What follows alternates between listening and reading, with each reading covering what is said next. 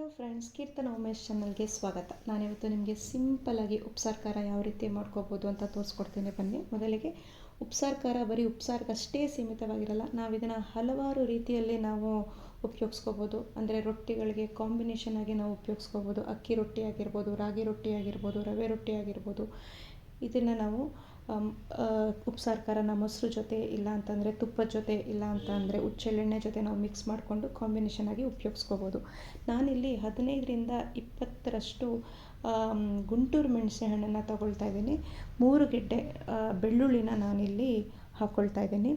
2 ಸ್ಪೂನಷ್ಟು ಕರಿಮೆಣಸನ್ನು ನಾನಿಲ್ಲಿ ಹಾಕ್ಕೊಳ್ತಾ ಇದ್ದೀನಿ. ಕರಿಮೆಣಸು ಹಾಕ್ಕೊಂಡ್ಮೇಲೆ ನಾನಿಲ್ಲಿ 1 ಸ್ಪೂನಷ್ಟು ಜೀರಿಗೆನ ಹಾಕ್ಕೊಳ್ತಾ ಇದ್ದೀನಿ. ಈಗ ನಾನಿಲ್ಲಿ 1 ನಿಂಬೆ ಗಾತ್ರದಷ್ಟು ಹುಣಸೆ ಹಣ್ಣನ್ನು ಈ ರೀತಿ ನಾನು ಸುಟ್ಕೊಳ್ತಾ ಇದ್ದೀನಿ. ಈ ರೀತಿ ಸುಟ್ಕೊಂಡು ಹಾಕ್ಕೊಳ್ಳೋದ್ರಿಂದ ಉಪ್ಸಾರು ಖಾರ ತುಂಬ ರುಚಿಯನ್ನು ಕೊಡುತ್ತೆ.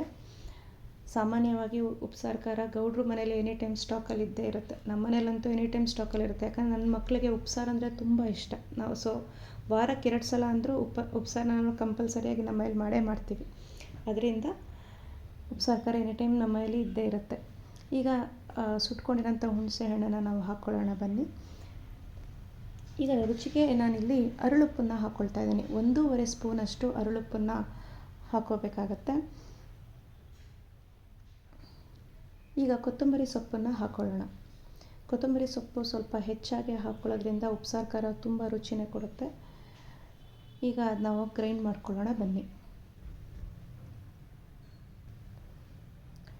ನಾವಿಲ್ಲಿ ಸ್ವಲ್ಪ ಪ್ರಮಾಣದಲ್ಲೇ ನೀರು ಹಾಕ್ಕೋಬೇಕು. ತುಂಬ ಜಾಸ್ತಿ ನೀರು ಹಾಕ್ಕೊಂಡ್ರೆ ತೆಳ್ಳಗಾಗತ್ತೆ. ನೋಡಿ, ಸ್ವಲ್ಪ ಪ್ರಮಾಣದಲ್ಲಿ ಹಾಕ್ಕೋಬೇಕು.